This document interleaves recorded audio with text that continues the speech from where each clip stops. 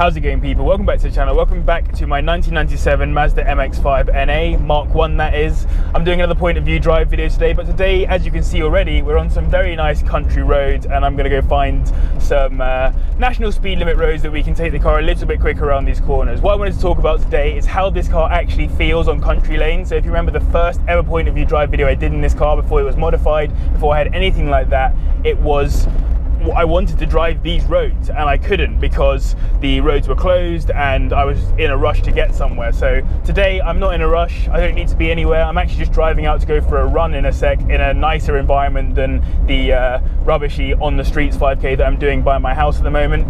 So yes, I thought I'd take you guys along for the drive. We'll talk a little bit as well about what I want to do to the car in the near future. If you've watched my previous videos, you've seen what I've done so far, a whole bunch of modifications, but we'll talk about that during this video. Anyway, remember to like, comment, subscribe, all that great stuff, and without further ado, let's go find some national speed limit roads.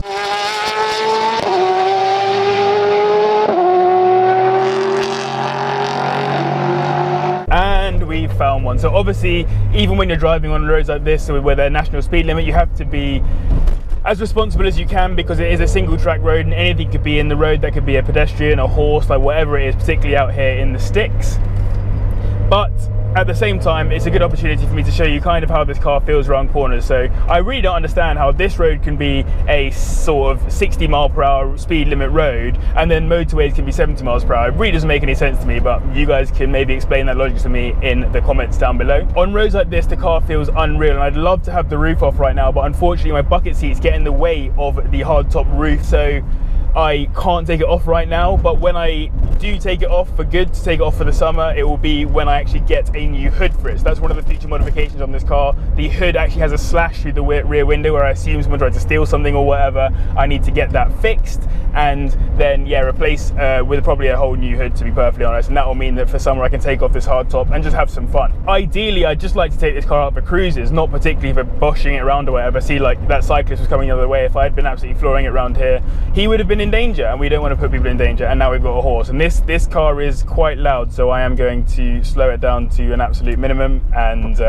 not scare the horse, because it would not be very helpful, would it? I do love animals, by the way. If you haven't noticed on the old Instagram, I've got ponies behind my house, which I just absolutely love. They're not my ponies, by the way, let's just get that out of the way. I'm not some mad rich pony owner, otherwise I'd have something maybe much more interesting than the MX-5, but that will come one day, I'm sure. So as you can see here, we've got a nice little bit of road. I'm just gonna take it nice and gentle, and the car just sticks to the floor. Like when you do a couple of track days in cars and you realize what it is to drive a car quickly, and then you come and maybe push it around a B road for a little bit, you suddenly lose any of the potential fun. Let's just send it a tiny bit here. Like honestly, this feels like nothing. It doesn't feel like anything anymore. If you haven't seen my video of me driving the MX-5 at Bedford Autodrome, I highly recommend it. I actually sent the car. It looks a lot slower probably than some of this stuff will end up looking when I look at it back in the edit, because everything's so close and tight here. If you crash here, you hit a tree, you hit a person, you hit a wall. You crash at Bedford Autodrome, you're probably not going to crash. You're just going to go off into some more airfield. So yes, it's a very different environment for driving and for going fast. So this is very dangerous, and I honestly don't recommend people sending it down these roads, because you'll end up stuck behind a cyclist like this guy. And this is where I don't particularly like driving the car, because yeah, it's very bumpy and the stiff suspension definitely not good on stuff like that. But on the corners, it's absolutely lovely, it must be said.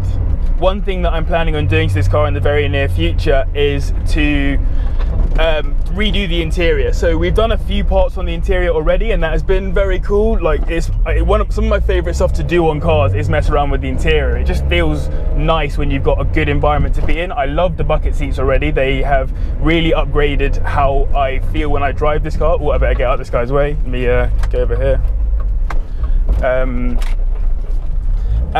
Yeah, they've really upgraded how the car feel.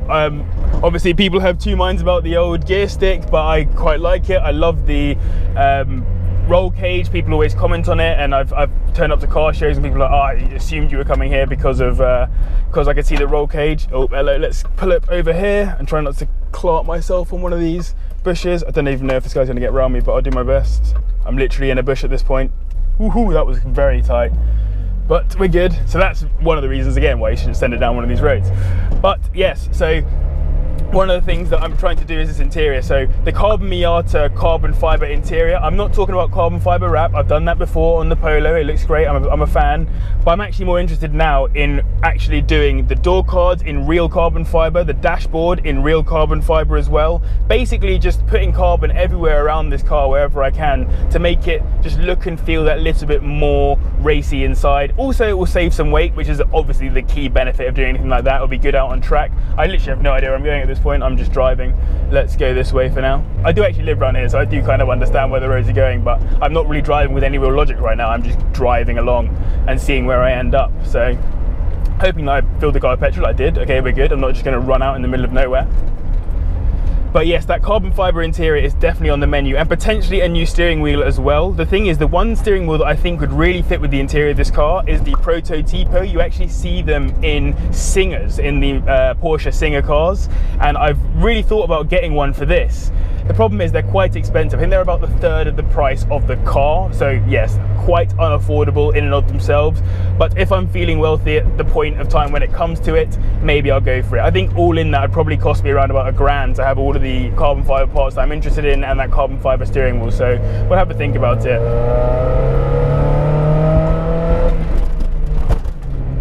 Man, this is the ideal car for these stuff. I just wish you could drive down these roads knowing that no one was coming.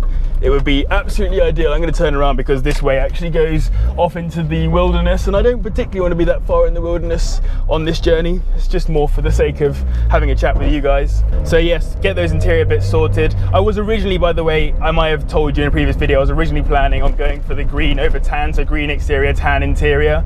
That's probably not going to happen anymore just because the bucket seats won't go tan, they are black, and that's something I can't change at this point. I mean, I could get someone to re-upholster them, but it just seems like extra faff that I don't need right now in my life. So I'm just going to stick to going for the carbon fiber race trim kind of spec look of the car. I think that will look just about right in my opinion. Uh-oh, more people to deal with. This guy's going to get out of my way, I think. Also, another thing that I want to do is change the alloys. So you will have seen this car came with a set of like some rogue company's alloys. I think they're Smith's Racing or something. They're dead basically, they're not very nice. And I will be getting a new set of alloys. This is a question to you guys actually. So I'm definitely getting at least one new set of alloys, and I'm thinking about going sort of a bronzy gold, not a bright gold by any means. I want something that just sort of complements the green of the car. However, I also want to have a set of alloys for track driving, and I don't know whether to get a set for the road and then just like put a good set of tires on them and have done with it, or whether to get two sets of alloys, one set for the road for driving around and looking swag, and then one much lighter set with a really good set of tires like R888Rs or something on them to take to the track, because that's my preference. Again, that's a lot of cash. It requires me to do a lot of YouTube videos and to save hard from work, and I'm getting some saving done during the lockdown obviously, but irrespective, it's all money basically. So let me know your thoughts in the comments down below. Do I need two sets of alloys? Do I not need two sets of alloys? That would be very helpful. On top of the alloys, talking about the exterior as well, I want to get the car repainted. So I don't want to get it repainted in a different color. I'm just saying this out loud. People keep asking me like, what color am I going to paint the car? What color am I paint the car? It's just going to go green again. I chose this color on purpose. I wanted a British Racing Green MX-5. Green is my favorite color on cars, if I haven't told you that already. And so yes, this car will remain British Racing Green. And it will also allow me to have a bit of fun around these corners, because oh yes, I just love driving this car. And oh, now we're back into that very sketchy bit. Just try not to get my suspension broken. Very nice. But yes, I just think green is the color for this MX-5. It has to remain green. I think that's perfect for me. So I'm also not sure whether to get a full respray of the car, just like a once over on the body, because it is all the right color already. It's got a load of scratches and dinks and whatever, but ultimately it just needs a basic refresh of the color, or whether I need to do that front right panel over there that's particularly sketchy, and then the rest of the car we kind of just buff and make look pretty. I don't know. So the roof, the hardtop roof, definitely needs painting, because it honestly looks like someone painted it with a roller. So far we've gone roof, interior, alloys, and then the exterior paint. Another thing that I want to do as well to this car is the brakes. So I've put in the yellow stuff brake pads, and they've done an absolute madness to the braking power of this car. It was awful when I first got it, but now it brakes so much better. So what I'm thinking is that they take that a step above and get a proper good set of brakes in the car, because ultimately if you want to be fast on track, what you really need is to be able to stop well, because yeah, it's all good and well driving fast in a straight line, but if you can't stop the car, then you'll never get the confidence to actually take it deep into the corners and get that high corner speed. So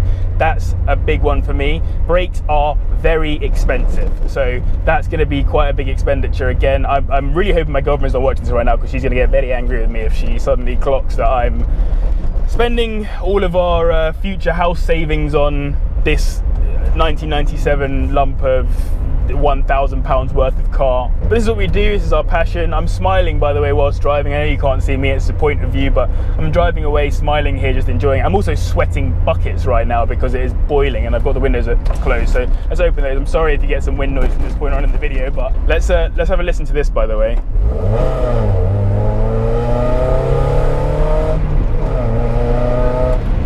Yes, it's just such a good little car for it.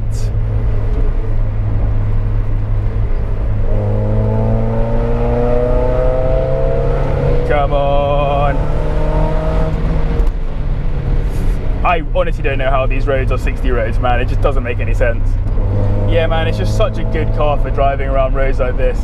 When the roof is off and I'm chilling and I've just, yeah, I mean, I said in my previous video, I can't wait for an amazing summer 2020, and obviously the pandemic may have slightly derailed that a bit, but ultimately, if the sun's out and we are allowed to leave our houses and go for drives in order to go for exercise like I'm doing today or whatever, then I will do that.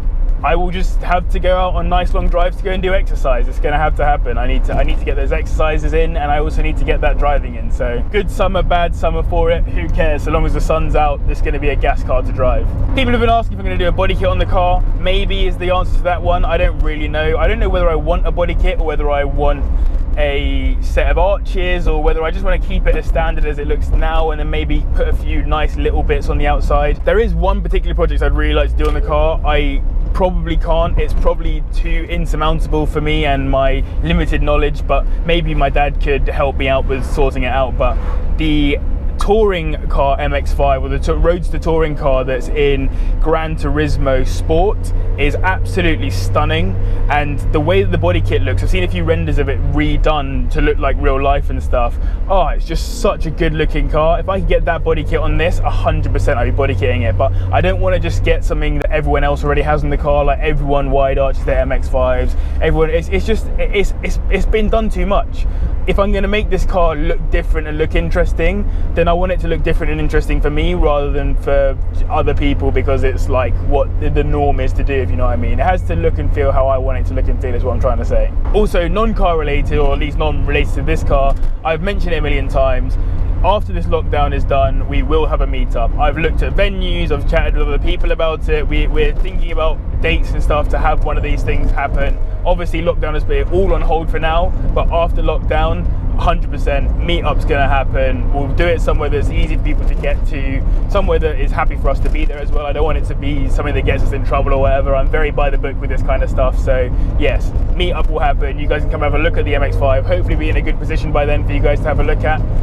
And for those of you that have stayed in the video for a little while, let's just launch it a little bit, eh?